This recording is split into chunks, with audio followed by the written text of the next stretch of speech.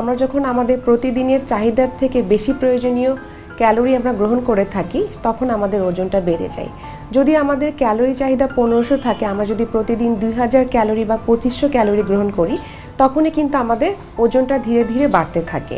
সেটা যদি আমরা শর্করা খেয়ে থাকি বা প্রোটিন খেয়ে থাকি বা চর্বি খেয়ে থাকি, সব কিছুতেই কিন্তু আমাদের ওজনটা তখন বাড়তে থাকবে।